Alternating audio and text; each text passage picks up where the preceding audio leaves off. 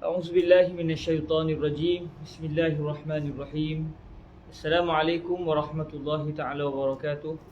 الحمد لله رب العالمين، والصلاة والسلام على الحبيب المصطفى سيدنا ومولانا محمد الكريم وعلى آله وعزته وأصحابه أجمعين. أشهد أن لا إله إلا الله وحده لا شريك له، وأشهد أن حبيبنا وسيدنا ومولانا محمدا عبد الله ورسوله وصفيه من خلقه وحبيبه، أدى الأمانة وبلغ الرسالة ونصح الأمة وكشف الله به الغمة. اللهم صل وسلم وزد وبارك على الحبيب المصطفى سيدنا ومولانا محمد وعلى آل سيدنا محمد. اللهم أمين. أما بعد.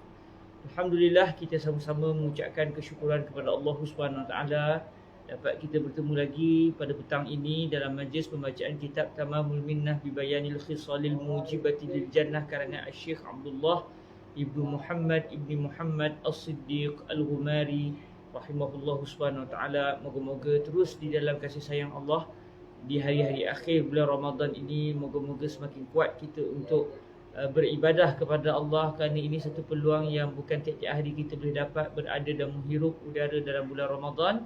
Apatah lagi amalan yang dilakukan pada bulan ini, pahalanya akan digandakan melebihi bulan-bulan yang lain. Moga-moga semua di dalam kasih sayang Allah dan rahmat Allah Subhanahu Wa Taala. Allahumma amin. Para hadirin yang dirahmati Allah Subhanahu Wa Taala, sebagaimana kebiasaan kita dan Al-Fadhil Ustaz Muhdi Aziz pun telah mendatangkan selawat di bahagian komen untuk mengingatkan kita supaya memulakan majlis dengan berselawat kepada Sayyidina Rasulullah sallallahu alaihi wasallam. Maka insya-Allah kita akan memulakan majlis kita dengan kita berselawat kepada Sayyidina Rasulullah sallallahu alaihi wasallam. A'udzubillahi minasyaitonir rajim. Bismillahirrahmanirrahim. إن الله وملائكته يصلون على النبي يا أيها الذين آمنوا صلوا عليه وسلموا تسليما اللهم صل على سيدنا محمد صلاة تنجينا بها من جميع الأهوال والآفات وتقضي لنا بها جميع الحاجات وتطهرنا بها من جميع السيئات وترفعنا بها أعلى الدرجات وتبلغنا بها أقصى الغايات من جميع الخيرات في الحياة وبعد الممات وعلى آله وصحبه وسلم. اللهم صل على سيدنا محمد صلاة تنجينا بها من جميع الأهوال والآفات وتقضي لنا بها جميع الحاجات وتطهرنا بها من جميع السيئات وترفعنا بها أعلى الدرجات وتبلغنا بها أقصى الغايات من جميع الخيرات في الحياة وبعد الممات وعلى آله وصحبه وسلم. اللهم صل على سيدنا محمد صلاة تنجينا بها من جميع الأهوال والآفات وتقضي لنا بها جميع الحاجات وتطهرنا بها من جميع السيئات وترفعنا بها أعلى الدرجات وتبلغنا بها أقصى الغايات من جميع الخيرات في الحياة وبعد الممات وعلى آله وصحبه وسلم. اللهم صل على سيدنا محمد صلاة تنجينا بها من جميع الأهوال والآفات وتقضي لنا بها جميع الحاجات وتطهرنا بها من جميع السيئات وترفعنا بها أعلى الدرجات وتبلغنا بها أقصى الغايات من جميع الخيرات في الحياة وبعد الممات وعلى آله وصحبه وسلم. اللهم صل على سيدنا محمد صلاة تنجينا بها من جميع الأهوال والآفات وتقضي لنا بها جميع الحاجات وتطهرنا بها من جميع السيئات وترفعنا بها أعلى الدرجات وتبلغنا بها أقصى الغايات من جميع الخيرات في الحياة وبعد الممات وعلى آله وصحبه وسلم.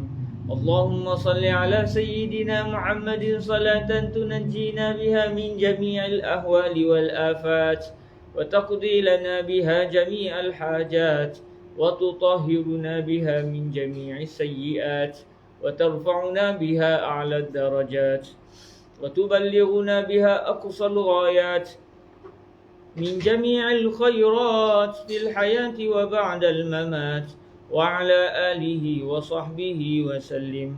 اللهم صل على سيدنا محمد صلاة تنجينا بها من جميع الأهوال والآفات وتقضي لنا بها جميع الحاجات وتطهرنا بها من جميع السيئات وترفعنا بها أعلى الدرجات وتبلغنا بها أقصى الغايات من جميع الخيرات في الحياة وبعد الممات وعلى آله وصحبه وسلم.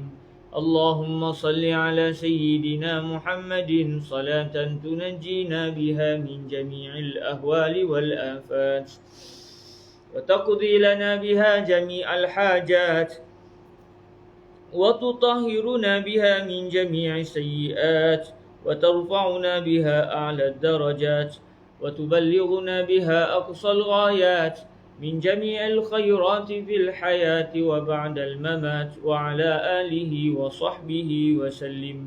اللهم صل على سيدنا محمد صلاة تنجينا بها من جميع الأهوال والآفات وتقضي لنا بها جميع الحاجات وتطهرنا بها من جميع السيئات وترفعنا بها أعلى الدرجات وتبلغنا بها أقصى الغايات من جميع الخيرات في الحياة وبعد الممات وعلى آله وصحبه وسلم.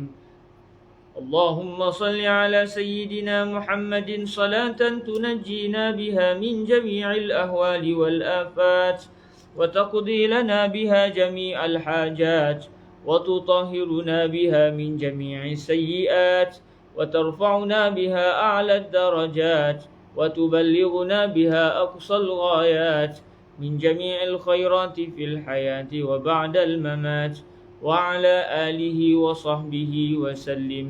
اللهم صل على سيدنا محمد صلاة تنجينا بها من جميع الأهوال والآفات وتقضي لنا بها جميع الحاجات وتطهرنا بها من جميع السيئات وترفعنا بها أعلى الدرجات وتبلغنا بها أقصى الغايات من جميع الخيرات في الحياة وبعد الممات وعلى آله وصحبه وسلم.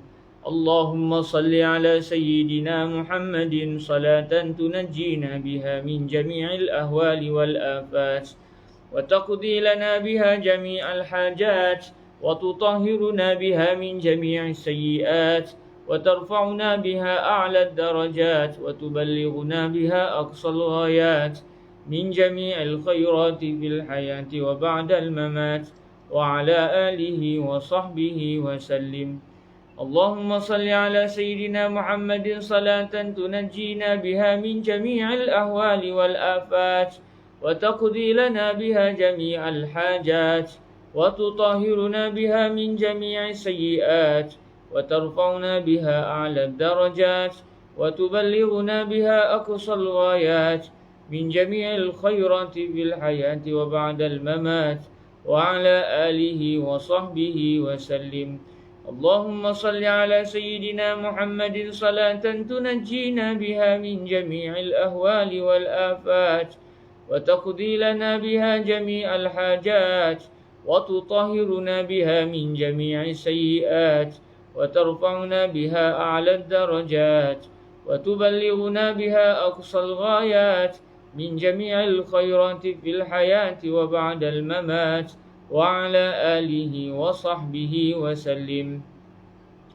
اللهم صل على سيدنا محمد صلاة تنجينا بها من جميع الأهوال والآفات وتقضي لنا بها جميع الحاجات وتطهرنا بها من جميع السيئات وترفعنا بها أعلى الدرجات وتبلغنا بها أقصى الغايات من جميع الخيرات في الحياة وبعد الممات وعلى آله وصحبه وسلم.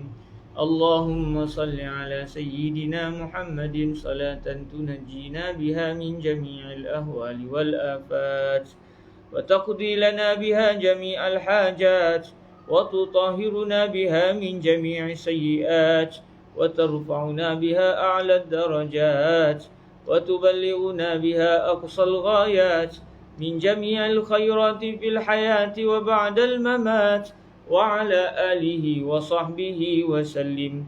اللهم صل على سيدنا محمد صلاة تنجينا بها من جميع الأهوال والآفات وتقضي لنا بها جميع الحاجات وتطهرنا بها من جميع السيئات وترفعنا بها أعلى الدرجات وتبلغنا بها أقصى الغايات من جميع الخيرات في الحياة وبعد الممات وعلى آله وصحبه وسلم.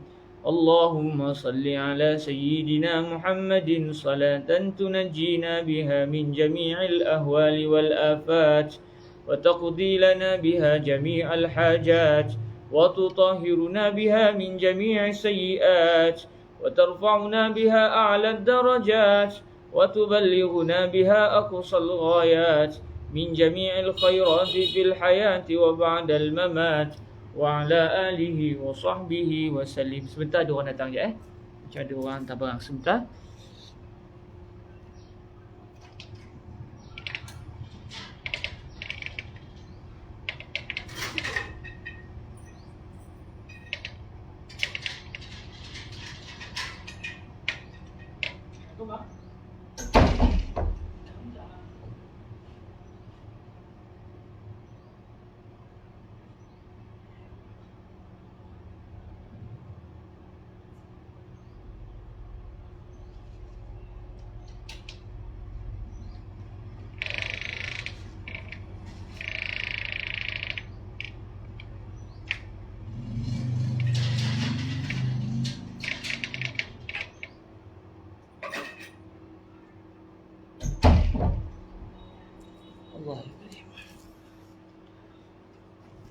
اللهم صل على سيدنا محمد صلاة تنجينا بها من جميع الأهوال والآفات وتقضي لنا بها جميع الحاجات وتطهرنا بها من جميع السيئات وترفعنا بها أعلى الدرجات وتبلغنا بها أقصى الغايات من جميع الخيرات في الحياة وبعد الممات وعلى آله وصحبه وسلم. اللهم صل على سيدنا محمد صلاة تنجينا بها من جميع الأهوال والآفات وتقضي لنا بها جميع الحاجات وتطهرنا بها من جميع السيئات وترفعنا بها أعلى الدرجات وتبلغنا بها أقصى الغايات من جميع الخيرات في الحياة وبعد الممات وعلى آله وصحبه وسلم.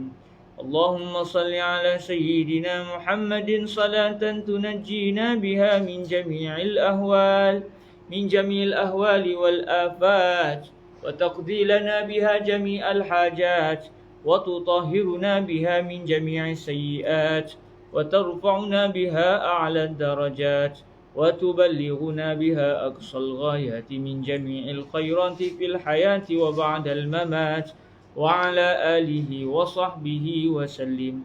اللهم صل على سيدنا محمد صلاة تنجينا بها من جميع الأهوال والآفات وتقضي لنا بها جميع الحاجات وتطهرنا بها من جميع السيئات وترفعنا بها أعلى الدرجات وتبلغنا بها أقصى الغايات من جميع الخيرات في الحياة وبعد الممات وعلى آله وصحبه وسلم.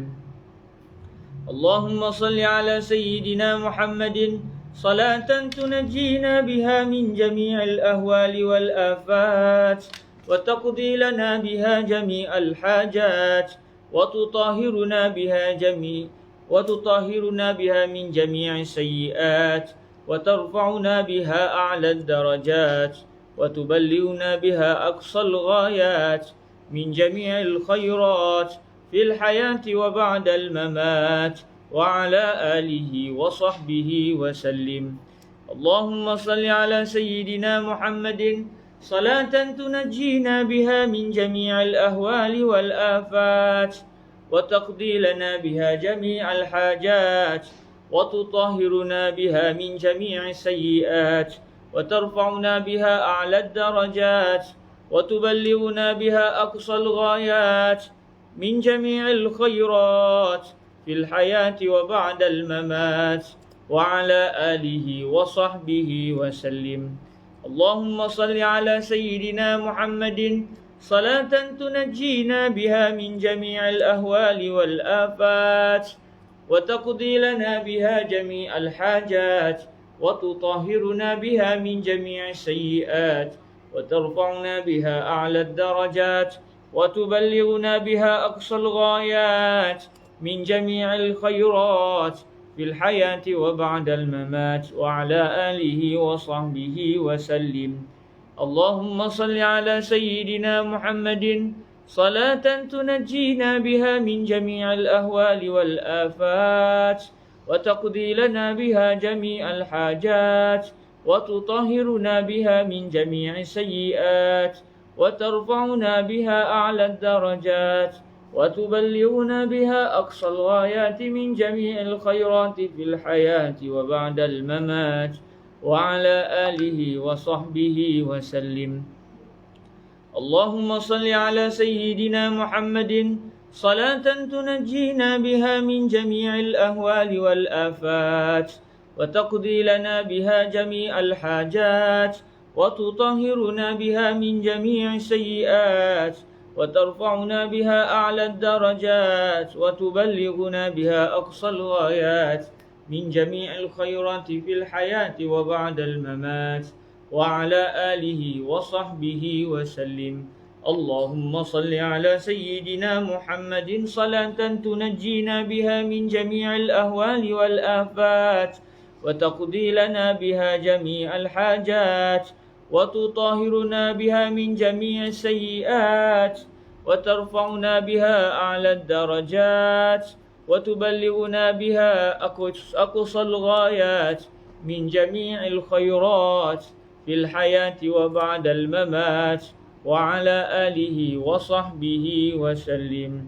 اللهم صل على سيدنا محمد صلاة تنجينا بها من جميع الأهوال والآفات وتقضي لنا بها جميع الحاجات وتطهرنا بها من جميع السيئات وترفعنا بها أعلى الدرجات وتبلغنا بها أقصى الغايات من جميع الخيرات في الحياة وبعد الممات وعلى آله وصحبه وسلم.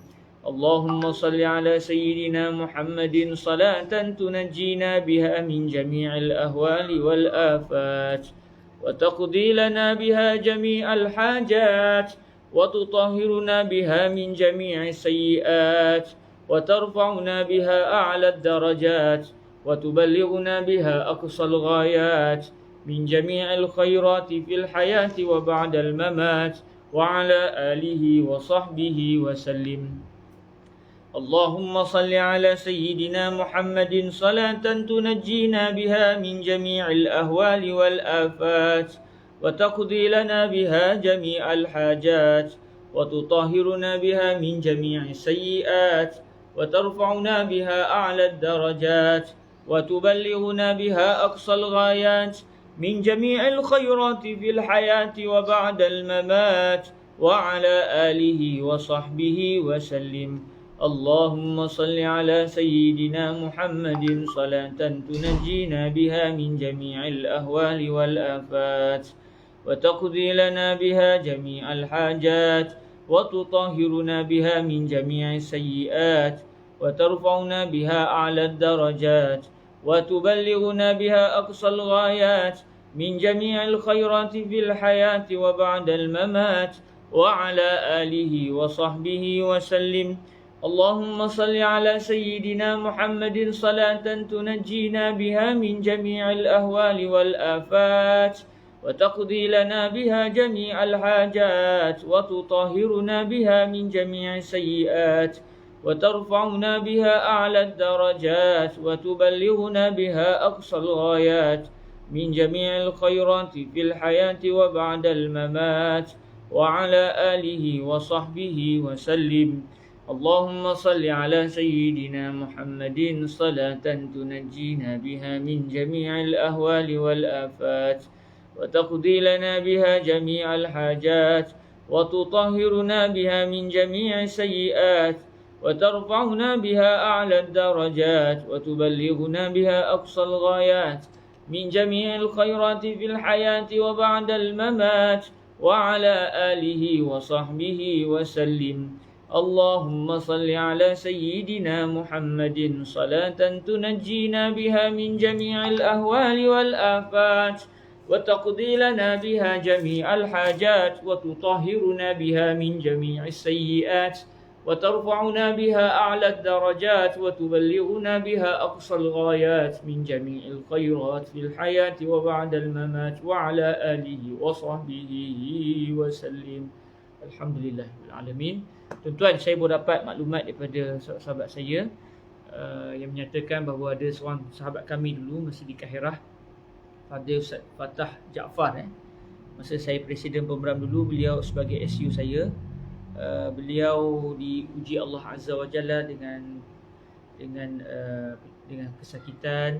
Sekarang berada di hospital di Kelantan. Kita sama-sama hadiahkan Al-Fatihah. Moga-moga Allah SWT memberikan kesembuhan dengan cepat kepada beliau. Al-Fatihah. A'udzubillahi minasyaitonirrajim. Bismillahirrahmanirrahim. Alhamdulillahi Rabbil Alamin. Ar-Rahmanirrahim. Maliki Yawmiddin. Iyyaka na'budu wa iyyaka nasta'in. Ihdinas siratal mustaqim. Siratal ladzina an'amta 'alaihim ghairil maghdubi 'alaihim waladdallin. Amin.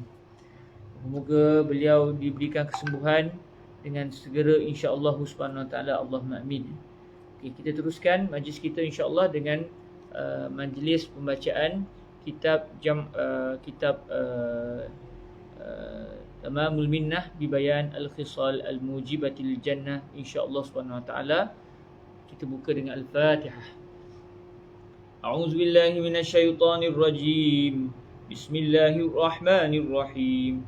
Alhamdulillahi rabbil alamin. Ar-Rahmanir Rahim. Maliki yaumiddin. Iyyaka na'budu wa iyyaka nasta'in. Ihdinas siratal mustaqim. Siratal ladzina an'amta 'alaihim ghairil maghdubi 'alaihim waladdallin.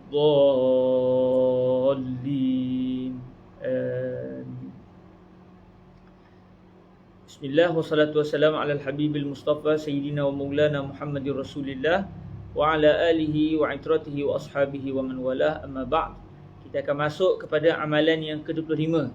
Amalan yang ke-25 iaitu di muka surat yang ke-19 di muka surat yang ke-19 bagi kitab Tamamul Minnah bi Bayanil Khisalil Mujibah lil Jannah cetakan Kahirah, Maktabah Al-Qahirah, iaitu di muka surat yang ke-19. Bismillahirrahmanirrahim. Alhamdulillah wassalatu wassalamu ala al-habibil mustafa sayyidina wa maulana Muhammadir Rasulillah wa ala alihi wa itratihi wa ashabihi wa man wala. Amma ba'du, bi isnadina al-muttasil ila sayyidina al-imam Al-Imam Abdullah Al-Syeikh Abdullah ibni Muhammad As-Siddiq Al-Ghumari rahimahullahu subhanahu wa ta'ala wa nafa'ana Allahu bi'ulumihi wa ulumi masyayikhihi wa talamizatihi wa qurra'i sahihihi wa qurra'i tamami minnatihi wa sa'il musannafatihi wa syurrahiha. Allahumma amin. Qala rahimahullahu azza wa jal wa tadullu al-mustadilla ala hajatihi ay al-mamlukati awil matlubati lahu wa tadullul mustadilla ala hajatihi ay al-mamlukati aw al-matlubati lah. Fal awwal ka'an taraka thawban aw kitaban fi makan thumma nasiya al-makan fadallaltahu alayhi والثاني كأن أراد أن يشتري بضاعة يحتاج إليها فدللته على المكان الذي توجد فيه دون غيره.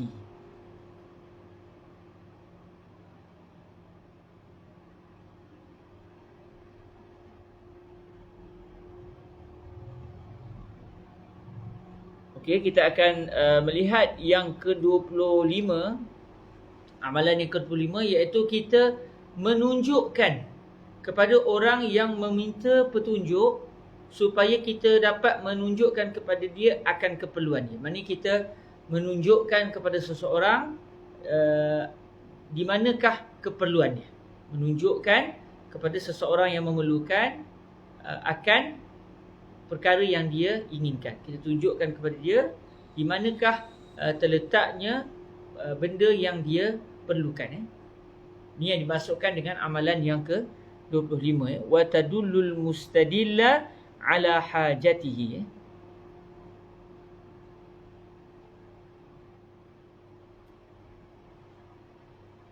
Okey.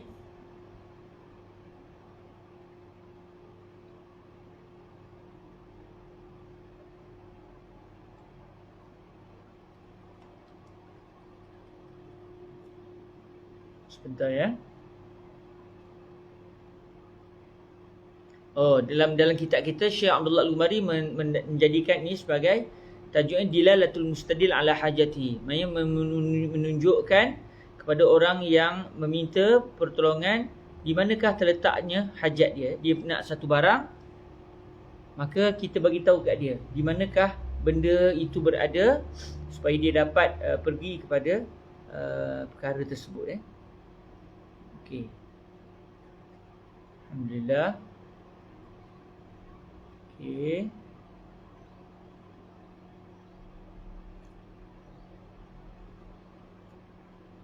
Baik. Alhamdulillah.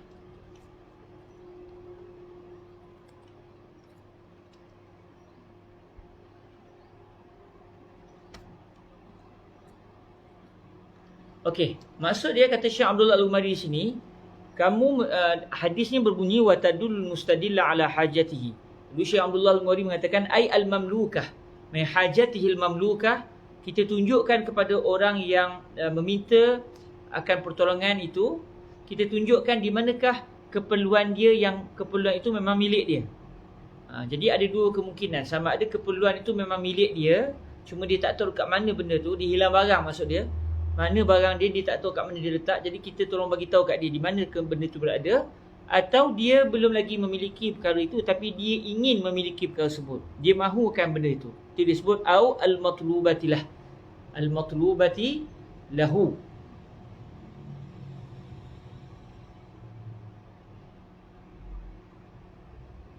Jadi ada dua hajat sini, ada dua jenis lah, iaitu sama ada memang hajat itu milik orang tadi, barang milik dia hilang, dia tak tahu kat mana dia letak. Atau yang kedua adalah barang itu belum lagi menjadi milik dia dan dia ingin mendapatkan barang tersebut. Fal awwalu ka an taraka thawban aw kitaban fi makan summa nasiya al makan fadallaltahu alaih. Okey, keadaan yang pertama apa dia? Contoh yang keadaan yang pertama iaitu seperti seseorang dia tertinggal baju dia. Dia tinggal pakaian dia ataupun buku dia di satu tempat. Kemudian dia lupa di manakah tempat tersebut. Dia ingat, saya dah dia letak buku saya kat satu tempat ni, saya tak ingat kat mana. Kat mana saya tinggal buku saya? Lalu kita tahu, fadallaltahu alaih. Lalu kamu, kata Syekh Abdullah Al-Umari, menunjukkan kepada orang tersebut di manakah keberadaan benda ataupun miliknya yang dilupai tersebut. Ini adalah merujuk kepada al-hajah al-mamlukah lahu. Al-hajah al-mamlukah lahu. Keperluan yang memang menjadi milik kepada orang tersebut. Dia hilang barang, dia tak tahu kat mana barang dia. Lalu kita bagi tahu di manakah sebenarnya letak tersebut. Senang je amalan. Dan dalam hidup kita mesti kita pernah lakukan. Ada orang dia tak ingat dia letak kat mana. Saya sendiri kadang-kadang kadang-kadang pegang satu benda, mencari padahal benda tu di tangan kita, tak perasan. Kelang kabut cari, kalau tu kat tangan tu apa dia? Jadi orang yang tolong bagi tahu itu, dia juga telah yadullu al-mustadilla ala hajatihi. Dan amalan yang mudah ini walaupun mudah tetapi memberikan kelihatan kepada kaum muslimin itu besar di sisi Allah Subhanahu wa taala. Sebab tu di antara dosa adalah kita sorokkan barang orang. Itu di antara benda yang dianggap berdosa, menyebabkan dia jadi budak-budak, dia jadi ketakutan. Itu merupakan satu perbuatan yang pada kita mungkin kecil, tapi di sisi Allah adalah besar, sebab kita telah menyebabkan seorang Muslim berada dalam ketakutan. Maknanya Muslim ini adalah satu individu yang begitu tinggi di sisi Allah yang tidak boleh dipermainkan sama sekali. Lepas tu ada rancangan-rancangan sorok barang orang, bagi orang tu kelang kabut lah kali, bagi tahu dia surprise. Itu sebenarnya satu benda yang kita rasa benda tu macam satu lucuan, tetapi sebenarnya dia adalah satu perbuatan yang mengundang murka Allah Subhanahu Wa Taala, sebab kita telah menyebabkan orang itu di peringkat awal dalam ketakutan. Kita rasa biasa, mungkin kita rasa sikit je dia pulang kabut, mana orang aku ni, dia, padahal kita yang sorok. Kita ingat sekadar nak berlucu dengan dia. Baik, sebenarnya perbuatan itu adalah satu dosa, kerana kita telah menyebabkan dia dalam ketakutan. Itu keadaan yang pertama, iaitu barang yang dia perlukan itu memang milik dia, cuma dia tak tahu di manakah terletaknya barang tersebut, dia lupa dia letak di mana. Wasani, maksudnya wal halatu tsaniyah, iaitu apa dia, barang yang belum lagi menjadi milik dia tetapi dia ingin mendapatkan barang tersebut. Kan arada an yashtariya bida'atan yahtaju ilaiha. Contohnya kata Syekh Abdullah Al-Umari, seseorang yang dia ingin membeli satu barang yang dia perlukan barang tersebut. Dia perlukan barang tu, lalu barang tu dia tak miliki, dia ingin membelinya. Fadallaltahu 'ala al-makan alladhi tujadu fihi duna ghairihi. Lalu kamu telah memberikan pedoman kepada dia di manakah tempat yang barang itu ada di situ. Tanpa kamu tempat yang lain. Maksudnya kamu beritahu dia, kalau nak beli barang ni, beli di tempat sekian-sekian. Di kedai ni ada barang yang kamu nak beli. Tapi jangan pergi kedai yang sebelah dia, sebab kedai sebelah tu memang tak jual barang tu. Jadi supaya dia tak terlambat, kita terus bagi tahu dia ke tempat yang dia ingin tuju. Jadi ini juga dianggap sebagai berada dalam kategori watadulul mustadilla ala hajatihi. Satu saja amalan ini dilakukan membawa kepada keredaan Allah Subhanahu Wa Taala, lalu orang itu akan dibangkitkan di akhirat kelak, lalu dimasukkan ke dalam syurga Allah Subhanahu Wa Taala.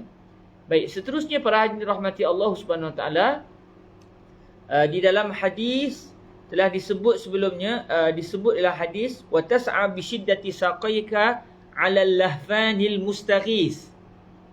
Kamu telah berusaha dengan kesungguhan dua kakimu, saq iaitu dua kaki kamu, 'ala al-lahfan, ma'al lahfan, bersama dengan al-lahfan al-mustaghis yang meminta pertolongan. Apa dia al-lahfan?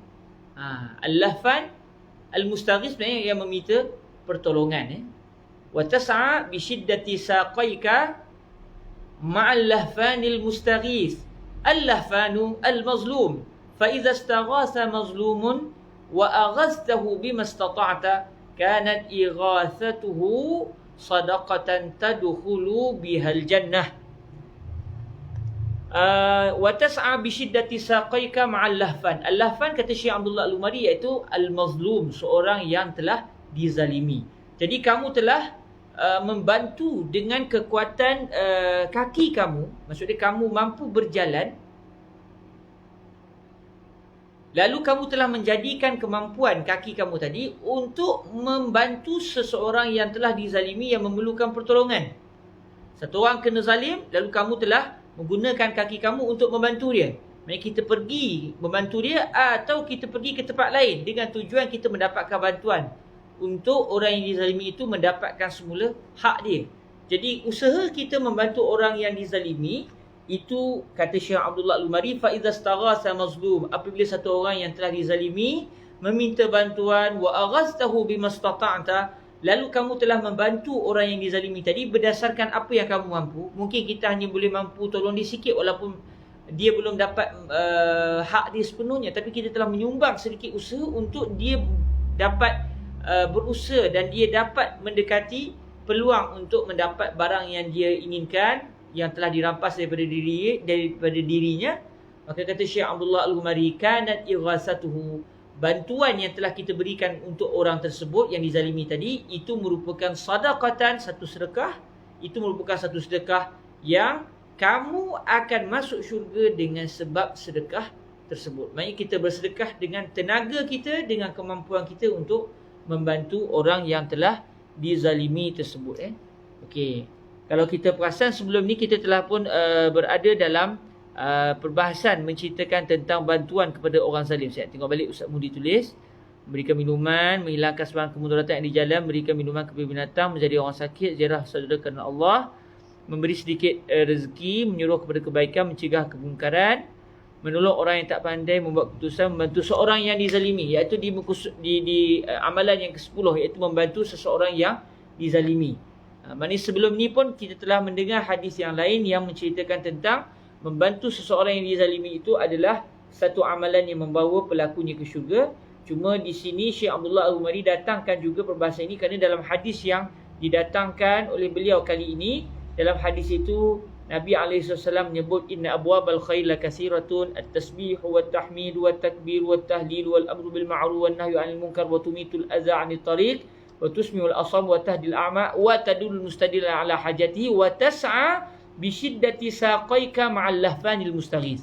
Maka disebabkan sudah didatangkan petikan ini, dan ada satu kalimah yang tidak mungkin ramai kita tak tahu apa maksudnya, iaitu kalimah al-lahfan. Jadi Syekh Abdullah Al-Umari mendatangkan perkara ini dan dihuraikan. Maksudnya ini sebagai tambahan kepada amalan yang ke-10 yang pernah kita bincangkan secara panjang lebar sebelum ini. Kita lihat amalan yang ke-26 pula, iaitu wa tahmilu bi shiddati zira'aika ma'ad dha'if. Kamu telah menanggung, kamu telah memikul dengan kekuatan zira', apa ni kita panggil, lengan ni lengan, ni apa? Kita panggil apa ni? Sudah lupa bahasa Melayu. Ni zira'. Kita panggil apa ni Ni. Kita kata tangan lah ni tangan bersih-bersih ni, tapi yang ni. Maksudnya kita menggunakan kekuatan zira' kita, iaitu hasta kita ni. Cuma saya tak tahu tepatnya apa bahasa Melayu kita panggil. Ni kalau ikut bahasa ni hasta lah. Cuma kalau orang Melayu panggil hasta ni, maknanya itu adalah ukuran. Tapi kawasan ni lah, kita telah menggunakan kawasan ini, kawasan tangan hasta ni, kawasan hasta pada tangan kita ini, kita telah menanggung dengan kekuatan yang ada pada bahagian hasta kita ini, bersama dengan orang yang dhaif. Maksudnya satu orang yang lemah, tidak ada kekuatan, dia seorang yang tidak kuat, kita telah menanggung barang dia, kita telah memikul barang dia dengan menggunakan kekuatan tangan kita. Ini pun banyak kita tolong. Kadang-kadang kalau kita dulu masa kita, kalau kita perasan kita pergi pasar, kadang-kadang kalau kita tengok ada satu makcik tu angkat barang pun nampak dah teruk sangat kita kata makcik biasa tolong angkatkan. Kita rasa benda tu sikit, kita rasa benda tu sedikit, dan orang Islam banyak tolong perkara. Kita rasa benda tu sikit, kita tengok satu orang bawa barang banyak, kita mesti sedikit barang tu saya pikul sikit. Kita rasa benda tu senang dan kita rasa benda tu alah apa sangat pahala, tetapi tidak. Pahala yang bakal diberikan kepada pelakunya adalah orang itu akan masuk ke syurga Allah Subhanahu wa taala. Jadi kata Syekh Abdullah Al-Umari, wa tahmilu bi shiddati zira'aika ma'ad dha'ifi mata'ahu ay tu'inuhu ala hamlihi li dha'fi jismihi. Kamu membantu, kamu menanggung dengan kekuatan tangan kamu bersama dengan seorang dhaif. Kamu tanggung apa? Kamu pikul apa? Kamu pikul barang si dhaif tadi. Iaitu kamu membantunya untuk memikul barang dia. Mengangkat sama ada angkat begini atau mengangkat di atas kepala kita, menjulangnya ataupun kita jinjing. Tak kisahlah, yang penting kita menggunakan tangan kita untuk mengangkat barang untuk mengangkat barang yang dimiliki oleh seorang dhaif, seorang yang lemah yang tidak mampu untuk menanggung barang tersebut. Sebab apa dia tak mampu? Li dha'fi jismihi, sebab jasad dia lemah. Mungkin dia sakit, mungkin dia orang tua, mungkin dia masih kanak-kanak. Jadi kita tolong angkatkan barang dia. Sebab tu jangan kadang-kadang kalau kita tengok orang susah, dia bawa barang, jangan kita hanya memandang, tapi fikir apa pahala yang kita boleh ambil daripada orang susah tersebut. Maknanya dia dalam satu keadaan, apa kondisi pahala yang boleh kita ambil daripada kondisi orang tersebut, daripada suasana orang tersebut. Kata Syekh Abdullah Al-Umari, maknanya ini amalan yang ke-26, mengangkat barang orang yang lemah. mengangkat ataupun memikul barang milik seorang yang lemah. Membantu mengangkat barang orang yang lemah. Itu termasuk amalan yang ke-26 yang membawa pelakunya ke syurga Allah Subhanahu wa taala. Fahadha kulluhu, kata Nabi SAW, fahadha kulluhu sadaqatun minka ala nafsik. Maka ini semua adalah merupakan sedekah daripada kamu. Kamu sedekah bagi pada siapa? Kamu bagi pada diri kamu sebenarnya. Maksudnya kita macam tadi, kita tolong orang angkat barang, macam kita tolong orang tu, sebenarnya kita menolong diri kita sendiri. Apa maksud dia? Kata Syekh Abdullah Al-Umari, ai tasaddaqta bihi ala nafsik. Kamu telah bersedekah dengan amalan-amalan tersebut. Kamu sedekah kepada diri kamu sendiri. Sebab apa? Haitsu nafa'ataha bima qaddamtahu min khairin li akhikal muslim. Kerana apa kita sedekah kepada diri kita sendiri? Seakan-akan kita perlukan, kita yang memerlukan, lalu kita memberikan kepada diri kita sendiri apa yang kita perlukan. Baik, seakan-akan kita telah memberikan sedekah kepada diri kita sendiri. Tapi kalau ikut secara zahir, kita bagi pada orang, kita tolong orang, kita bantu orang susah, baik, orang lain dapat manfaat. Tapi Nabi SAW menyatakan manfaat itu akan kembali kepada kita yang menolong. Sebab apa? Haitsu nafa'ataha, kata Syekh Abdul Mari, sebab kamu telah memberikan manfaat kepada diri kamu sendiri dengan sebab apa yang telah kamu lakukan, bima qaddamtahu, dengan perbuatan yang kamu telah lakukan berupa kebaikan untuk saudara kamu yang semuslim dengan kamu, yang satu agama dengan kamu.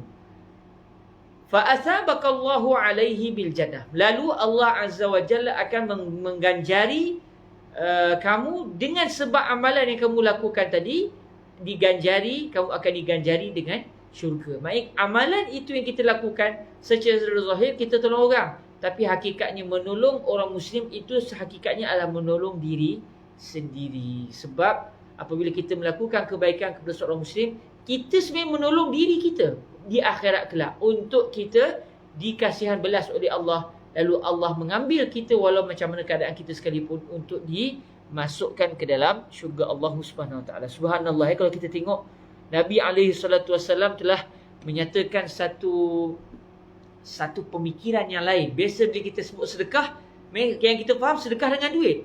Sampai kalau kita tengok dalam hadis asalnya, kalau kita naik ke muka surat yang atas, ia berpunca daripada kisah bagaimana Nabi SAW menyatakan setiap hari seorang Muslim dia kena bersedekah. Setiap hari dia kena bersedekah untuk dia menunaikan tanggungjawab dia kepada Allah SWT.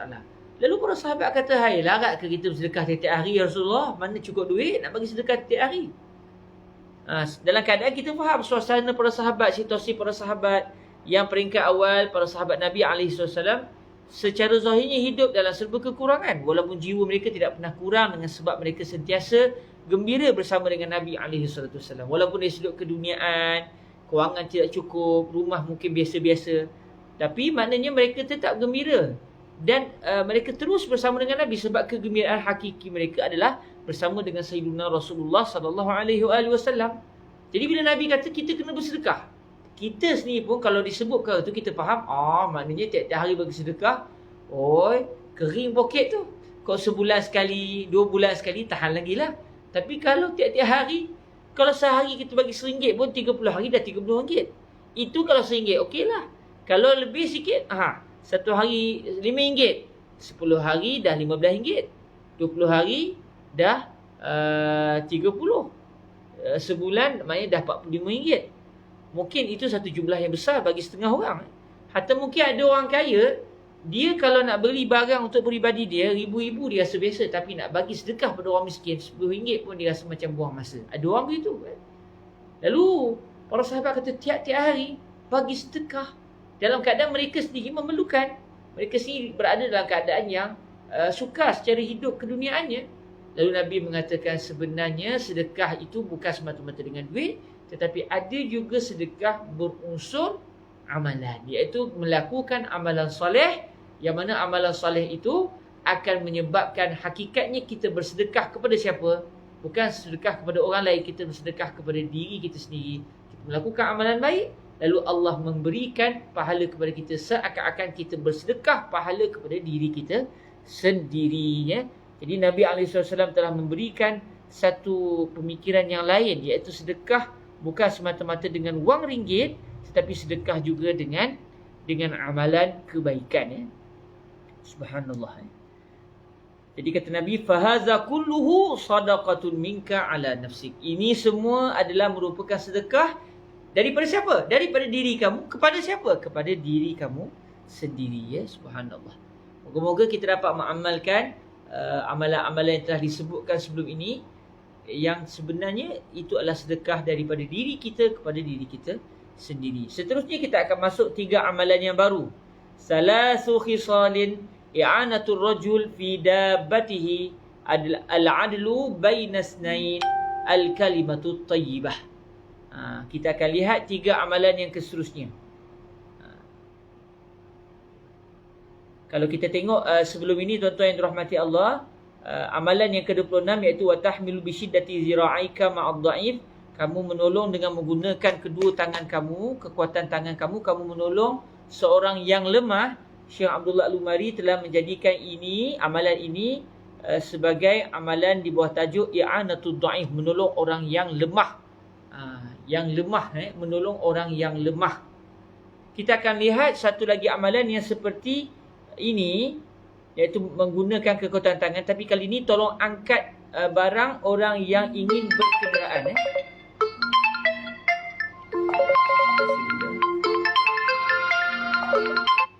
Okey. Sebentar, ada orang call saya.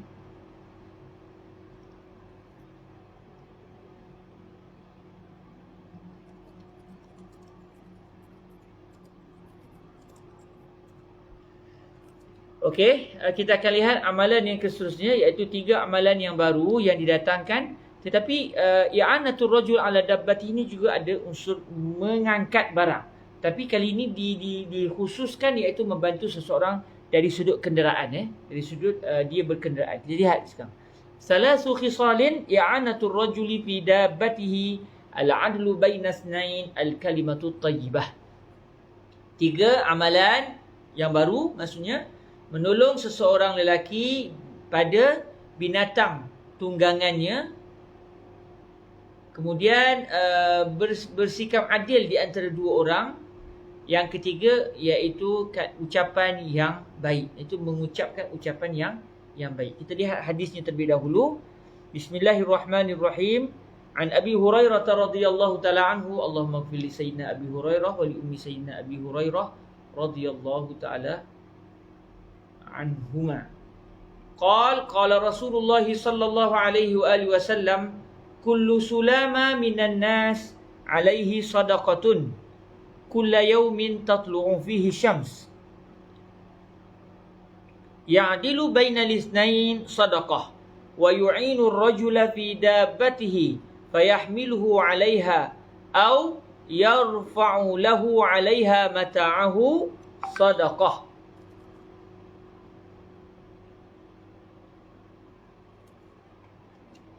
Wal kalimatu tayyibatu sadaqah wa bi kulli khatwatin yamshiha ila salati sadaqah wa yumitul adza 'anil tariqi sadaqah. Rawahu Syaikhan. Jadi kalau kita lihat hadis ini juga kita pernah menjumpai riwayat yang seumpama hadis ini, iaitu menceritakan setiap hari kita kena bersedekah. Lalu di sini ada disebut 3 amalan baru. 3 amalan baru berdasarkan riwayat ini. Ada 3 amalan baru yang selebihnya sudah dinyatakan dalam kelas-kelas sebelum ini. Jadi ada 3 amalan baru yang boleh diambil pada hadis ini. Kalau kita lihat, Nabi SAW daripada Sayyidina Abu Hurairah radhiyallahu taala anhu, beliau telah berkata, Rasulullah sallallahu alaihi wasallam telah bersabda, setiap sendi-sendi daripada badan seorang manusia itu ke atas orang tersebut sedekah, alaihi sadaqatun. Ke atas orang itu akan ada sedekah. Alaihi sadaqatun kulla yawm tatlu'u fihi syams. Ke atas pemilik sendi itu adalah sedekah. Dia mesti, maknanya dia bukan istilah wajib. Kalau ikut fiqh dia tak jadi wajib. Dia mestilah, maknanya sangat dituntut. Dia dituntut untuk bersedekah disebabkan nikmat mendapat sendi-sendi tersebut. Bila setiap siang yang matahari terbit padanya. Maknanya memang setiap hari lah. Setiap siang hari, maknanya kita apabila saja bertemu saja dengan waktu siang, maka kita yang telah memiliki sendi-sendi kurniaan Allah ini, maka pemilik sendi perlu bersedekah. Sebab apa? Sebab mensyukuri nikmat sendi-sendi tulang-tulang yang Allah Azza wa Jalla rezekikan kepada dia hari itu. Lalu Nabi SAW mendatangkan apakah sedekah yang akan menunaikan hak-hak sendi tersebut. Nabi buat contoh, ya'dilu bainal itsnain sadaqah. Seseorang yang berlaku adil di antara dua orang. Dua orang yang bertelagah, sifat dia berlaku adil itu adalah satu sedekah. Dan ini kita akan lihat sebentar nanti huraiannya. Wa yu'inu ar-rajula fi dabbatihi fayahmiluhu 'alayha aw yarfa' lahu 'alayha mata'ahu sadaqah. Seseorang yang menolong seorang lelaki lain. Ada satu orang lelaki, dia tolong orang lelaki itu pada dabbah, pada binatang kenderaan tunggangannya. Zaman dulu kenderaan ni, binatang tunggangan ni unta, kuda, ataupun keldai. Jadi satu orang dia sudah berada di atas kenderaan tapi barang dia masih di bawah. Contoh atau dia sendiri nak naik atas kenderaan, dia tak mampu, dia lemah, tapi dia perlu untuk berada di atas kenderaan untuk bermusafir. Lalu kata Nabi, orang yang menolong tadi, dia telah memikul orang tadi, dia gendong orang tadi, dia tanggung orang tadi, dan dia letakkan orang itu di atas kenderaan ni. Main orang tu katakan dia demam, dia sakit, dia nak naik atas kuda, dia sangat tak mampu. Lalu kita tolong angkat dia sikit-sikit supaya dia dapat duduk dan berada elok di atas kuda dia. Zaman dululah. Atau orang yang menolong itu, dia tolong angkat untuk orang yang ingin ditolong tadi. Dia angkat barang milik orang tadi untuk diletakkan ke atas binatang tunggangan orang tersebut. Ada dua keadaan di sini, yang mana kedua-duanya berada pada kategori membantu seseorang pada kenderaan dia. Maknanya sama ada kita tolong angkat orang tu sendiri berada di atas binatang tunggangannya, atau dia boleh naik atas binatang tunggangan ni, tapi bila dia dah naik tu, dia nak tolong dia nak tolong ambil barang pula, dia nak membongkok, dia tak mampu. Contoh kalau naik unta, kalau naik atas unta, kita nak letak barang atas unta, macam mana? Jadi kita perlu bantuan orang yang berada di bawah untuk tolong tolong angkat barang dan bagi kepada kita untuk kita angkatkan barang itu, untuk kita ambil dan letakkan di atas kenderaan. Jadi sesiapa yang tolong angkat orang supaya orang tu dapat berada di atas kenderaan, atau orang tu dah ada di atas kenderaan, ataupun contoh dia berada di bawah lagi, tapi kita pakat tolong angkat barang dia untuk diletakkan di atas kenderaan dia, itu juga adalah satu sedekah. Allahu Akbar. Maknanya kalau kita baca kitab Syekh Abdullah Lumari ni, hati kita akan berbunga. Allahu Akbar. Maksudnya selama ini kita memang berada pada amalan-amalan baik yang sebenarnya akan membawa kita ke syurga Allah. Maksudnya, apa maksud dia? Maksudnya Allah sudah pun memberikan kepada kita lorongan dan juga dorongan, taufik maksud dia, untuk melakukan perbuatan-perbuatan baik ini sebelum kita mendengar hadisnya. Dan ini satu nikmat yang telah Allah rezekikan kepada kita, iaitu Allah telah melorongkan kita berada di dalam keredaan Allah. Maka bersyukurlah kepada Allah di atas nikmat kebaikan, nikmat berada dalam amalan-amalan soleh yang walau satu pun kita lakukan, kesemuanya membawa kita ke syurga Allah Azza wa Jalla. Dalam hidup kita mesti kita pernah angkat barang. Orang nak naik, contoh orang nak musafir, barang dia banyak, kita tolong angkat letak di bonet dia. Atau mungkin dia sendiri nak naik, dia demam, dia nak bawa dia pergi hospital, dia dengan tak mampunya, kita tolong papah dia untuk dia masuk dalam kenderaan dia. Atau mungkin kenderaan dia rosak di jalan, kita pun berhenti tolong baiki kenderaan dia. Semua kebaikan yang berkait dengan kenderaan, subhanallah, akan membawa kepada syurga. Maknanya tuan-tuan, kalau kita fahami secara lebih luas, orang yang terlibat di bengkel-bengkel baiki kereta, Allahu Akbar, kalau dia niat, saya ingin menolong orang Islam, ingin menolong manusia yang kesusahan dari sudut kenderaan, Allahu Akbar, mekanik adalah orang yang akan masuk ke syurga Allah Subhanahu Wa Taala. Subhanallah. Azim, azim. Seterusnya Nabi SAW sebut lagi, wal kalimatu tayyibatu sadaqah. Ucapan yang baik juga adalah satu sedekah. Wa bi kulli khatwatin yamshiha ila salah sadaqah. Ini pun telah kita bincangkan sebelum ini. setiap apa namanya, kita dah bincangkan sebelum ni berjalan ke masjid. Saya nak tengok sekejap. Terima kasih Ustaz Mudi, tolong buat list. Memberi minuman, menghilangkan kemudaratan, memberi minuman kepada binatang, menziarahi orang sakit, menziarahi saudara kerana Allah, memberi sedikit rezeki kepada orang yang memerlukan, menyuruh kepada kebaikan, mencegah kepada kemungkaran, menolong orang yang tak pandai buat keputusan, membantu seorang yang dizalimi, menahan diri daripada melakukan perkara yang tidak elok kepada manusia, menjawab salam, menghantar jenazah ke kuburan, menghadiri jemputan kenduri, mendoakan orang yang bersin, memulakan salam, berusaha memberikan nasihat, membersihkan kotoran daripada masjid, memberi senyuman, menunjukkan jalan kepada orang saat jalan, mengosongkan air dalam timba kamu untuk menukarkan timba saudara kamu, menundukkan mata untuk membantu orang yang lemah pandangan, memberi petunjuk kepada orang yang buta, mendengarkan orang yang tidak dengar. Ni kalau yang kekenya belum lagi. Amalan ini belum dibincangkan lagi, iaitu berjalan kaki ke surau dan juga ke masjid untuk menunaikan solat. Jadi ini juga merupakan amalan yang membawa pelakunya ke syurga. Kita berjalan dan moga-moga orang yang berkenderaan ke masjid dan ke surau juga akan mendapat amalan dan mendapat pahala ini, iaitu dimasukkan ke syurga Allah Azza wa Jal. Wa yumitul adza 'anit tariqi sadaqah. Menghilangkan kotoran daripada jalan, menghilangkan benda-benda yang tidak elok daripada jalan, itu juga merupakan satu sedekah. Hadis ini telah diriwayatkan oleh Asy-Syaikhan, iaitu Al-Imam Al-Bukhari dan juga Al-Imam Muslim. Hadis ini juga telah diriwayatkan oleh Al-Imam Al-Bukhari dan juga Al-Imam Muslim. Okey. Para hadirin dirahmati Allah Subhanahu Wa Taala, kita akan lihat apakah yang dihuraikan oleh Syekh Abdullah Al-Ghumari di sini.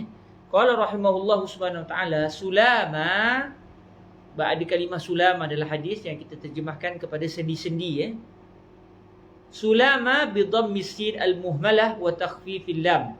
Cara bacanya iaitu huruf sin yang tidak bertitik itu kita bariskan dengan baris depan. Jangan baca salama, baca sulama. Kemudian lam itu adalah dibaca secara nipis, iaitu tanpa sabdu. Jangan dibaca sulama, tapi dibaca sulama. Wa fathil mim. Mim yang seterusnya pula adalah di baris atas, bukan sulami tapi sulama. Ini cara baca hadis ini.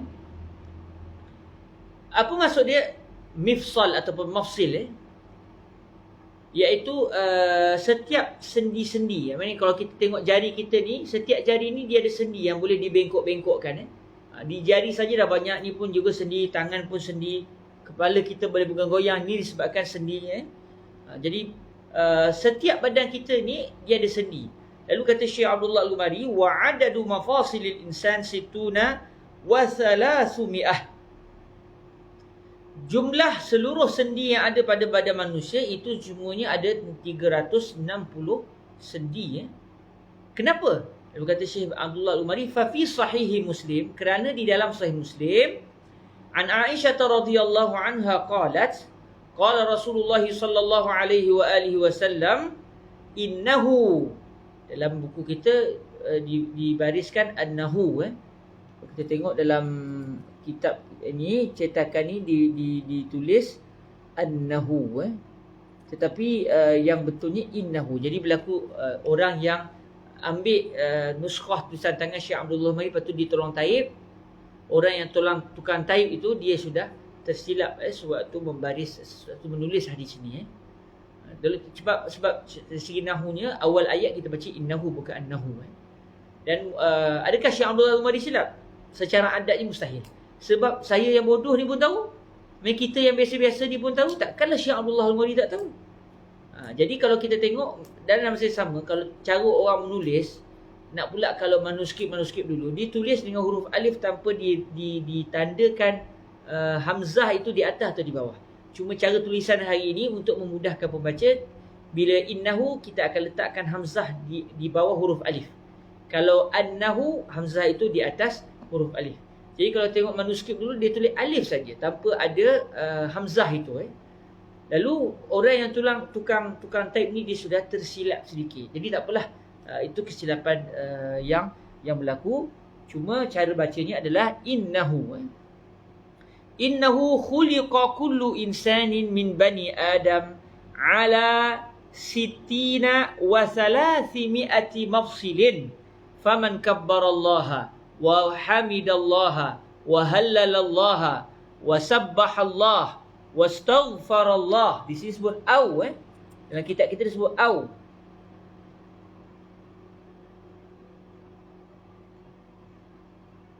Au astaghfara itu pun ada sikit kalau kita semata-mata ikut tulisan yang bercetak ni au astaghfirullah lah. Itu juga ada sedikit kesilapan. Cuma bila saya rujuk balik dalam hadis ini, sebab hadis ni kalau kita lihat diriwayatkan oleh al-Imam Muslim, bila kita rujuk balik yang ditulis berdasarkan yang ada pada cetakan kita iaitu awistaghfarallah. Bukan awistaghfarallah, wastaghfarallah. Jadi di sini ada dua perkara. Yang pertama, kalimat istighfar itu juga huruf sabdunya huruf hamzahnya itu pada atas huruf alif itu juga silap. Sepatutnya tidak perlu didatangkan sabdu sama sekali. Sebab tidak perlu didatangkan hamzah sama sekali. Sebab istighfar itu hamzah huruf alif itu adalah hamzatul wasl, bukan hamzatul qata'. Jadi sepatutnya di cara tulisannya kita hanya tulis huruf alif tanpa ada hamzah itu. Adapun kalimah au itu, au istighfarallah itu kalau saya rujuk dalam hadis riwayat Imam Muslim berdasarkan nuskah yang sampai kepada kita adalah wastaghfarallah, bukan au. Jadi sebenarnya ada dua kemungkinan lah. Sama ada orang yang tulis itu dia juga tersilap sekali lagi, iaitu dia pergi tulis au, sedangkan Syekh Abdullah tulis wastaghfarallah, dia pergi tulis au istaghfarallah. Itu satu kemungkinan. Atau kemungkinan yang kedua, memang ada riwayat lain iaitu au istaghfarallah, yang mana riwayat itu dipegang ataupun riwayat itu sampai kepada Syekh Abdullah tapi tak sampai kepada kita. Jadi ada dua kemungkinan di situ bagi hadis ini. Sama ada memang memang Syekh Abdullah Umari nak tulis wastaghfarallah, tetapi yang tolong tulis itu, yang tukang type itu tertulis au istaghfarallah. Atau memang sebenarnya ada riwayat lain yang berbunyi wasabbahallah au istaghfarallah. Tapi saya sebutkan berdasarkan nuskah Sahih Muslim yang sampai kepada saya, berdasarkan Tabaq Al-Maknas Al-Islami, yang tertulis adalah wasabbahallah wastaghfarallah. Seterusnya wa'azala hajaran an tariqin nas atau syaukatan atau azman an tariqin nas.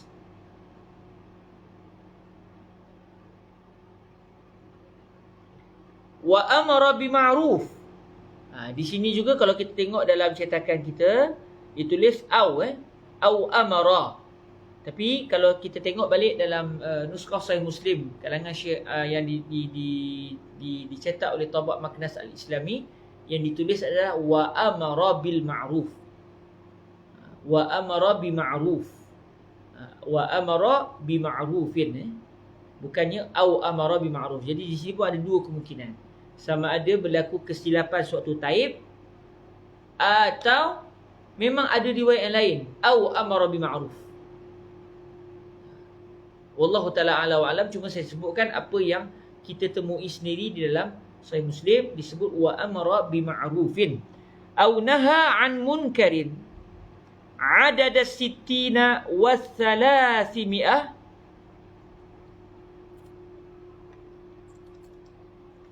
fa innahu yumsi au yamshi yawma idzin wa qad zahzaha nafsahu 'anil nar. Subhanallah. Kata Nabi SAW, atau dia telah menyuruh seseorang. Sebelum tu disebut kita baca hadis kita dulu. Kita baca hadis sebelum kita akan terjemah balik. Wa amara bima'ruf aw naha 'an munkarin 'adada 60 wa 300 fa innahu yumsi aw yamshi yawma idzin wa qad zahzaha nafsahu 'anil nar. Tengok hadisnya. Hadis ini yang bermaksud sesungguhnya setiap manusia itu telah diciptakan, setiap manusia daripada anak-anak Nabi Adam AS, iaitu kita lah, semuanya telah diciptakan di atas 60 dan 300 sendi, iaitu 360 sendi. Jadi kita ni, setiap kita diciptakan Allah dengan memiliki 360 sendi. Ini sabdaan Nabi, dan ini juga menunjukkan bahawa Rasulullah betul-betul utusan daripada Allah. Sebab macam mana Nabi boleh tahu nombor ini? Subhanallah. Macam mana Nabi boleh tahu kita ni ada 360 sendi? Dia bukan pengetahuan yang diketahui umum. Dan nak tahu perkara ni maknanya secara pada zaman Nabi ni, secara adatnya, nak tahu perkara ni kena ambil satu mayat, lepas tu buka kena selinap daging dia, ambil tulang semata-mata, lepas tu kira satu-satu sendi dia untuk tahu berapa jumlah sendi dalam badan manusia. Maknanya kalau nak buat, dia kena guna sistem autonomi, iaitu kalau tak salah namanya autonomi, ilmu tu ilmu membicarakan tentang jasad manusia ni. Budak perubatan tahulah, pelajar-pelajar perubatan dia tahu. Jadi tiba-tiba benda itu tak berlaku pada zaman Nabi, dan tak ada siapa pernah sebut Nabi ada kita ni ada 360 sendi. Tiba-tiba Rasulullah SAW menyatakan kita ada 360 sendi. Dalam keadaan tidak ada pengetahuan itu pada zaman Nabi. Bahkan saya tertarik dengan apa yang pernah diceritakan oleh guru kami, Fadilatul Syekh Yusri bin Rusdi. Beliau ada sahabat doktor beliau, sebab Syekh Yusri pun doktor bedah. Jadi beliau ada seorang sahabat juga merupakan doktor bedah, juga merupakan seorang doktor yang kepakarannya dalam bidang tulang. Lalu Syekh Yusri sambil-sambil borak dengan sahabat beliau, tanya, dalam badan kita ni ada berapa banyak tulang? Ada berapa banyak sendi? Lalu sahabat beliau tadi kata, saya yang dalam bidang tulang ni pun tak pernah tahu kita punya jumlah sendi dalam tulang kita ada berapa. Tulang-tulang manusia ni ada berapa banyak sendi dia. Dia kata dia pun tak tahu. Padahal dia adalah seorang doktor pakar yang memang bergelumang dalam bidang ketulangan itu. Dalam bidang tulang itu memang beliau lah pakarnya. Tapi beliau sendiri dalam bidang perubatan tidak mengetahui perkara tersebut. Akhirnya Syekh Yusri menyatakan dalam badan kita ada 360 sendi, dan ini adalah apa yang disebutkan sendiri oleh Sayyiduna Rasulullah sallallahu alaihi wasallam. Dan kata Syekh Yusri lagi, memang sudah ada dalam tahun-tahun yang baru lagi, ada satu kajian yang mereka mengira berapa banyak jumlah sendi dalam badan kita. Akhirnya mereka mendapati secara kajian perubatannya, mereka memang mendapati badan kita ada 360 sendi. Sadaqa Rasulullah sallallahu alaihi wasallam. Jadi apa yang Nabi sebut ni memang betul, dan ini sebenarnya akan menguatkan lagi keimanan yang telah ada dalam diri kita bahawa memang Rasulullah adalah seorang utusan Allah. Sebab tu seorang Muslim, dia mustahil akan keluar dari agama Islam. Secara adatnya mustahil seorang Muslim akan keluar dari agama Islam. Kalau dia betul-betul memahami agamanya, tidak keluar sebab apa? Sebab agama Islam tak betul, sebab Nabi bukan utusan Allah. Macam mana dia nak kata Nabi bukan utusan Allah? Sedangkan sebagai contoh dalam hadis ini, Nabi telah menyatakan jumlah badan kita ada 360 sendi, dan pengetahuan itu mustahil secara adatnya diketahui oleh baginda Nabi kalau Nabi tidak menerima wahyu daripada Allah Subhanahu Wa Taala. Pertama, dia bukan satu maklumat yang tersebar pada zaman Nabi, tetapi Nabi yang telah memulakan menyatakan kepada orang bahawa badan kita ada 360 sendi. Dan perkara itu daripada zaman Nabi 1000 tahun, 1000 tahun lebih tidak diketahui kebenarannya, melainkan hanya keimanan kita pada sabdaan Nabi. Dan baru-baru ini saja baru dapat dibuktikan secara saintifik memang badan kita ada 360 sendi. Jadi siapa yang beritahu kepada Nabi? Tidak lain tidak bukan adalah Allah Azza wa Jal. Wa ma yantiqu 'anil hawa in huwa illa wahyu yuha.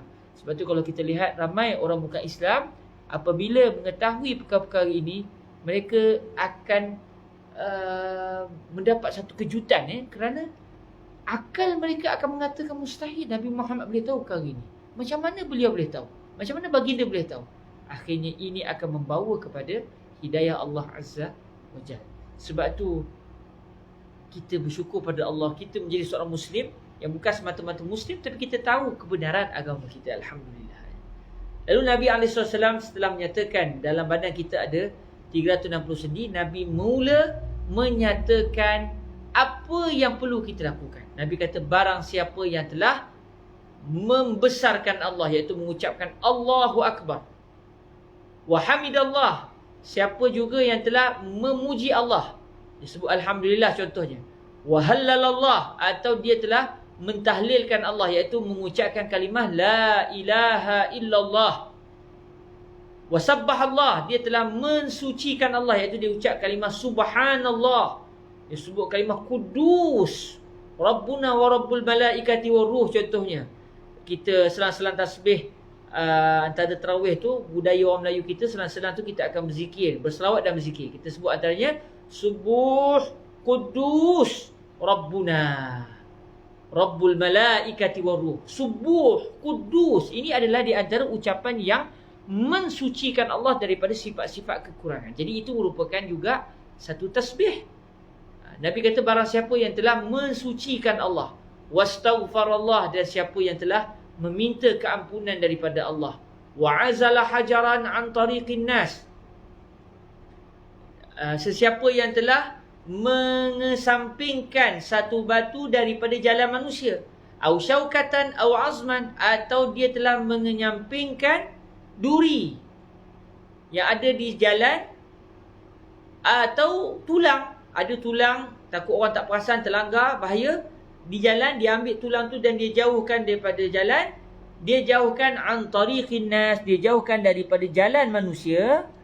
Wa amara bima'ruf, barang siapa yang telah menyuruh kepada kebaikan, au naha an munkarin, atau yang dia lakukan, dia larang orang daripada perbuatan munkar. Sebab kadang-kadang yang berlaku salah satu, dalam satu situasi biasanya berlaku salah satu, sama ada kita suruh orang buat kebaikan, atau yang berlaku satu maksiat, kita larang daripada melakukan perbuatan yang dibenci oleh Allah. Lalu dalam riwayat ini sebut au. Yang ini juga menunjukkan bahawa menyuruh kepada kebaikan atau larangan daripada kemungkaran ini biasanya dalam satu masa dia berlaku biasanya salah satu. Tapi tak mustahil juga berlaku kedua-duanya sekali. Dia lakukan benda-benda yang telah disebutkan tadi. Dia bertasbih, atau dia memuji Allah, atau dia telah membuang benda-benda yang tidak disukai daripada jalan. Dia telah melakukan amalan-amalan baik ini pada hari tersebut sebanyak bilangan 360, maka fa innahu yumsi, dia telah berpetang-petang. Apabila berlalu waktu siang itu, apa yang telah berlaku, dia buat itu pada waktu siang hari, akhirnya pada belah-belah petang, iaitu pada belah-belah malam, fa innahu yumsi, dia sudah berada pada waktu petang, iaitu pada waktu malam, ataupun petang juga boleh difahami dengan masuk selepas asar. Au yamshi, atau yang Nabi sabdakan adalah dia fa innahu yamshi, dia akan berjalan pada hari tersebut, wa qad zahzaha nafsahu 'anil nar, dalam keadaan dia telah zahzah, iaitu ab'ad, dia telah menjauhkan dirinya pada hari tersebut daripada api neraka Allah Subhanahu wa ta'ala. Maka kalaulah takdir Allah Ta'ala dia meninggal dunia pada hari tersebut, dia sudah mengelakkan dirinya daripada dicampakkan ke dalam api neraka. Sebab apa? Sebab dia sudah menjadi orang yang bersyukur kepada Allah di atas nikmat tulang belulang yang telah diberikan oleh Allah kepada dirinya. Ini adalah terjemahan bagi hadis yang didatangkan oleh Syekh Abdullah Al-Ghumari dalam ingin menyatakan dalam tajuk 3 amalan yang didatangkan oleh beliau, iaitu membantu seseorang pada binatang tunggangannya, bersikap adil dengan di antara 2 orang yang sedang berselisih, dan juga kalimah yang baik, kalimah-kalimah yang baik, wal kalimatut thayyibah. Jadi kita akan tengok satu-satu. Kita dah tengok hadisnya secara umum.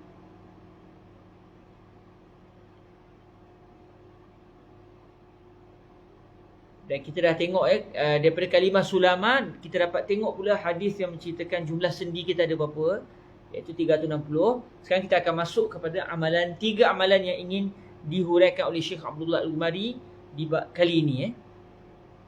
Qala rahimahullah azza wa jal, ta'dilu bainal isnain. Syekh Abdullah Al-Ghumari kata, sabdaan Nabi yang berbunyi ta'dilu bainal isnain, bersikap adil, kamu bersikap adil. Kalau kita perasan mula-mula Syekh datang ya'dilu bainal isnain, tapi di bawah boleh sebut ta'dilu bainal isnain. Jadi sebenarnya beliau ingin menyatakan kepada kita di sana ada 2 riwayat. Ada riwayat yang berbunyi ta'dil, ada riwayat berbunyi ya'dil. Okey. Lepas tu kata beliau, ta'dilu bainal isnain, fi'lu ta'dilu wal af'alul arba'atu ba'dahu, perbuatan ta'dil yang disebut dalam hadis, dan juga 4 perbuatan yang berbaki yang didatangkan selepas tu. Kita tengok hadis ni semula. kullu sulama minan nas alaihi sadaqatun kulla yaumin tatlu'u fihi syams. Ya'dil. Ada ya'dil, ada ta'dil.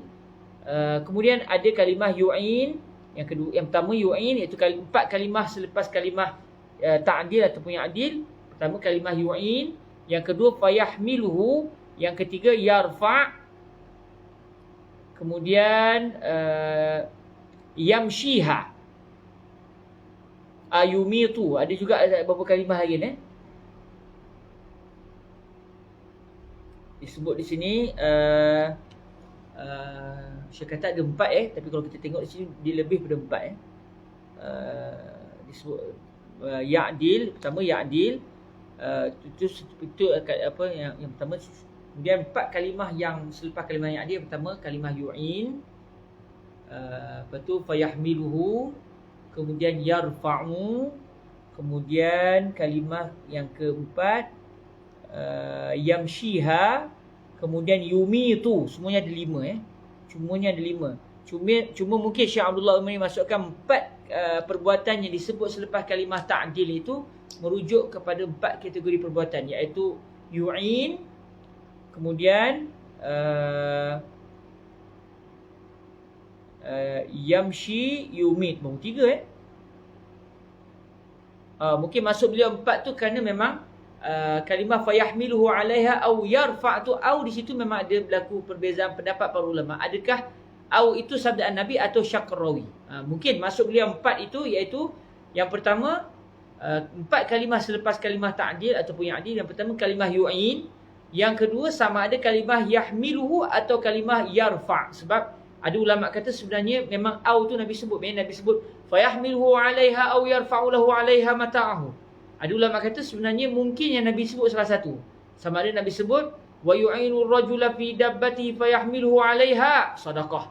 Atau yang Nabi sebut wa yu'inu ar-rajula fi dabbatihi fayarfa'u lahu 'alaiha mata'ahu sadaqah. Jadi mungkin masuk 4 perbuatan itu, iaitu sama ada yahmiluhu ataupun yarfa'. Jadi dah 2. Pertama kalimah yu'in, yang kedua kalimah yahmil ataupun yarfa'. Yang perbuatan yang ketiga iaitu kalimah yamshi, wa yamshiha, kalimah yamshi, dan yang keempat kalimah yumitu. Jadi ada 4. Jadi subhanallah, kalau kita perasan tuan-tuan, memang para ulama kita ajar jangan cepat salahkan kenyataan para ulama. Sebab kalau kita tengok di sini disebut fi'lu ta'dil wal af'alul arba'atu ba'dahu. Kita kira tadi bukan 4, ada 5 perbuatan yang disebut selepas kalimah ta'dil ataupun ya'dil. Jadi maknanya kita boleh kata Syekh Abdul dah silap patut sebut wal af'alul khamsah. Tapi ada cara tak untuk kita fahami ucapan beliau dengan betul? Sebab amalul kalam aula min ihmalihi, menjadikan satu ucapan itu benar itu lagi baik daripada kita mengatakan ucapan itu salah, sedangkan ada kemungkinan ucapan itu benar. Jadi mengatakan ucapan ini benar berdasarkan kefahaman bagian-bagian itu lebih baik daripada kita kata ucapan ini salah berdasarkan kefahaman yang lain. Jadi alhamdulillah kita dapat tahu al-af'al al-arba'ah yang beliau masukkan di sini. Moga-moga yang masuk beliau adalah 4 perbuatan, iaitu salah satunya adalah sama ada kalimah yahmil ataupun yarfa'. Sebab didatangkan kalimah au, dan memang kalau kita rujuk dalam perbahasan hadis, au itu berlaku khilaf para ulama. Adakah memang Nabi sebut kalimah au, atau au itu sebenarnya yang bermaksud atau au itu sebenarnya ketidakpastian ulama hadis mana satu kalimah yang Nabi sebut. Nabi sebut kalimah yarfa' ataupun yahmil. Okey, kata Syekh Abdullah Al-Umari, fi'lu ta'dil wal af'alul arba'atu ba'dahu, ay ba'da fi'li ta'dil, ja'at bitta'ilil khitabi wa bil ya'i bil ghaibah, yang macam ribah pula ribah ada maksud yang lain, bil ghaibah. Jadi kata Syekh Abdullah Al-Umari, kalimah ta'dil serta 4 perbuatan yang datang selepas kalimah ta'dil sebenarnya ada riwayat menggunakan kalimah ta', iaitu ta'dil, tu'in, tarfa', tumitu, dengan huruf ta', ta' lil khitab, yang maksud ta' untuk bermaksud kamu. Atau ada riwayat yang lain pula menggunakan kalimah ya'. Maksudnya ada 2 riwayat. Ada yang mendatangkan kalimah ya', ada yang kalimah menggunakan kalimah ta'. Maksudnya mungkin ini menunjukkan Nabi sebut sekali Nabi sebut kalimah ya'dil, sekali Nabi sebut kalimah ta'dil. Sebab sepanjang hidup Nabi, bukan Nabi sebut satu ucapan tu sekali saja, mungkin Nabi menyebutnya berulang kali dalam majlis-majlis yang pelbagai. Sebab itu kita kadang-kadang menemui kepelbagaian riwayat. Sebab bila Nabi sebut satu ucapan, bukan maksud itulah kali pertama Nabi sebut ucapan itu dan kali terakhir Nabi sebut. Maksudnya lepas tu Nabi sebut benda lain pula kepada para sahabat. Sebab keberadaan sahabat-sahabat dengan Rasulullah adalah selama 25 tahun dalam fatrah Nabi, menerima wahyu. Jadi dalam masa itu, dalam ruang masa itu, Nabi menyebut satu ucapan itu tak mustahil Nabi menyebutnya berulang kali dalam beberapa situasi. Sebab itu akhirnya kita jumpa pelbagai riwayat. Mungkin kita kata, macam mana ni, mana satu ni? Bukan mana satu. Maksudnya ini menunjukkan Nabi menyebutnya banyak kali. Ada sekali Nabi sebut kamu melakukan, ada Nabi sebut seseorang melakukan. Jadi selesai. Sangat senang untuk difahami. Jadi ada dua riwayat, ta'dil dan juga ada riwayat bunyi ya'dil. Wa ma'nal jumlah. Okey, apa maksud ta'dilu bainal isnain? Menolong, bersikap adil di antara dua orang lelaki, dua orang manusia. Apa maksudnya? Wa ma'nal jumlati, ay wa ma'na jumlati ta'dilu bainal isnain annal muslima idza wajada shakhsain yatanaza'an fa fasala bainahuma bil 'adl wa raddahuma 'an niza'ihima kana 'amaluhu sadaqatan yusabu 'alaiha bil jannah. Maksud kamu bersikap adil di antara dua orang. Apa maksud ucapan ini? Kata Syekh Abdullah Al-Umari, sesungguhnya seorang Muslim apabila dia mendapati ada dua orang yang sedang bertelagah, lalu orang Muslim itu telah memisahkan di antara mereka berdua secara adil, iaitu menunaikan hak mereka secara adil tanpa ada orang yang dizalimi. Waraddahuma an niza'ihima, orang itu telah telah menolak mereka berdua daripada terus berada dalam persengketaan itu. Maksudnya dia telah meredakan perselisihan itu. Dia dua orang yang bertelagah, dia leraikan pertelagahan tersebut dan dia telah mendapatkan keadilan untuk orang yang dizalimi di antara dua orang tersebut. Maknanya akhirnya pertelagahan itu dapat diselesaikan dengan baik. Orang yang memiliki hak yang sepatutnya mendapat hak dipulangkan semula haknya. Apakah perkara ini? Kata Syekh Abdullah Al-Umari, kana amaluhu, amalan orang tersebut, iaitu dia telah memisahkan dua orang yang bertelagah dengan cara yang baik, dengan memberikan semula hak yang sepatutnya kepada yang berhak. Yusabu 'alaiha bil jannah. Amalan itu merupakan satu sedekah yang orang itu akan diganjari dengan syurga di atas sebab sedekah tersebut. Sedekah dalam bentuk meleraikan dua orang yang bertelagah dengan bersikap adil di antara mereka berdua. Alhamdulillah tuan-tuan yang dirahmati Allah, selesai kita meneliti amalan yang ke-27. Adapun amalan yang ke-28, saya rasa kita tak sempat untuk menguraikannya kerana sekarang dah pukul 4.30. InsyaAllah sebentar nanti akan masuk waktu asar. Dan mungkin ada di kalangan kita yang boleh melakukan salat di masjid ataupun surau, ingin bersiap-siap untuk ke sana. Moga-moga Allah Subhanahu Wa Taala memberikan kebaikan kepada kita biiznillah Subhanahu Wa Taala untuk terus berada dalam rahmat dan kasih sayang Allah Subhanahu Wa Taala. Jazakumullahu khaira. Saya ucapkan terima kasih kepada kepada semua yang telah bersama dalam majlis ini, sama ada secara live ataupun yang mengikutnya secara rakaman. Moga-moga Allah Subhanahu Wa Taala memberikan kebaikan kepada kita. Dan apabila kita baca hadis seperti ini, dia akan timbul dua perasaan. Bagi saya lah, dia akan timbul dua perasaan. Pertama, kita tak sangka yang kita sebenarnya telah pun melakukan kebaikan itu. Dia akan menyebabkan kita rasa berterima kasih kepada Allah yang telah melorongkan kita kepada kebaikan sebelum kita mendengar dalil. Dan yang kedua, kita akan melihat orang Islam dengan pandangan kemuliaan. Kita tengok orang Islam, kita tengok Allah, dia ni buat benda baik, orang ni buat baik, orang ni buat baik. Mungkin orang-orang itu ada buat jahat, tapi kita tak nampaklah sangat jahat dia lah. Walaupun dia ada buat jahat, kita tak nampak sangat kejahatan dia. Sebab kita tengok amalan dia, dia pernah bagi minum air kepada kucing, dia pernah tolong angkat barang orang, dia pernah bercakap dengan ucapan yang baik. Lepas main dia sebut subhanallah, subhanallah, dia sebut alhamdulillah, alhamdulillah. Akhirnya kita akan kata apa? orang Islam ni semua dalam kebaikan. Dan orang Islam semuanya akan dimasukkan ke syurga Allah Subhanahu Wa Taala kalau dia berjaya meninggal dunia sebagai seorang Muslim. Sebab itu antara hikmah kita menziarahi pusara orang Islam, kita ziarah kubur adalah kita dapat menyambungkan silaturahim dengan mereka yang merupakan bakal penduduk syurga Allah Subhanahu Wa Taala. Sebab kita tak tahu tapi sangka baik kita, orang Islam yang berada di kuburan Muslim, kesemua mereka akan ke syurga Allah Subhanahu Wa Taala kerana mereka telah berjaya meninggal dunia sebagai seorang Muslim secara zahirnya. Dan kata Syekh Yusri bin Rushdi Al-Hasani kepada kami, satu ketika dahulu sewaktu kami menziarahi maqam Sidi Ahmad Al-Badawi di Tonto, kata Syekh Yusri di dalam majlis itu ketika kami menziarahi Sidi Ahmad Al-Badawi, kata beliau, meninggal dunia sebagai seorang Muslim itu merupakan karamah yang besar yang telah Allah rezekikan kepada seorang Muslim apabila dia berjaya meninggal dunia dalam keadaan dia tidak menyekutukan Allah Subhanahu Wa Taala. Moga-moga kita semua dalam rahmat dan kasih sayang Allah, moga-moga semua kita akan kembali kepada Allah dalam keadaan jiwa hati kita teguh mengatakan tidak ada Tuhan melainkan Allah, sesungguhnya Nabi Muhammad alaihi salatu wasalam adalah utusan Allah dan kekasih hati kita semua. Allahumma amin. Jazakumullahu khaira. Moga-moga terus dalam redha Allah, khususnya pada hari-hari akhir Ramadan ini. Moga semua amalan kita diterima oleh Allah dan Allah ampunkan segala kesilapan kita. Moga-moganya dalam kasih sayang Allah. Allahumma amin. Terima kasih semua. Kita tangguhkan majlis kita dengan kita berselawat ke hadrat baginda Rasulullah sallallahu alaihi wasallam.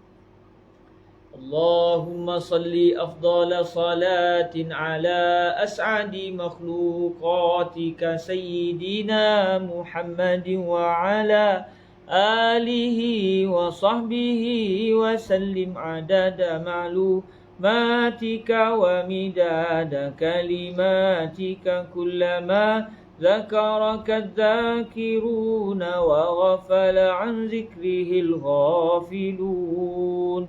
اللهم صل أفضل صلاة على أسعد مخلوقاتك سيدنا محمد وعلى آله وصحبه وسلم عدد معلوماتك ومداد كلماتك كلما ذكرك الذاكرون وغفل عن ذكره الغافلون. اللهم صل أفضل صلاة على أسعد مخلوقاتك سيدنا محمد وعلى آله وصحبه وسلم عدد معلوماتك ومداد كلماتك كلما ذكرك الذاكرون وغفل عن ذكره الغافلون. سبحانك اللهم وبحمدك أشهد أن لا إله إلا أنت أستغفرك وأتوب إليك. بسم الله الرحمن الرحيم. والعصر إن الإنسان لفي خسر إلا الذين آمنوا وعملوا الصالحات وتواصوا بالحق وتواصوا بالصبر. Jazakumullahu khairah. Semoga dalam kebaikan yang berterusan. Assalamualaikum warahmatullahi wabarakatuh.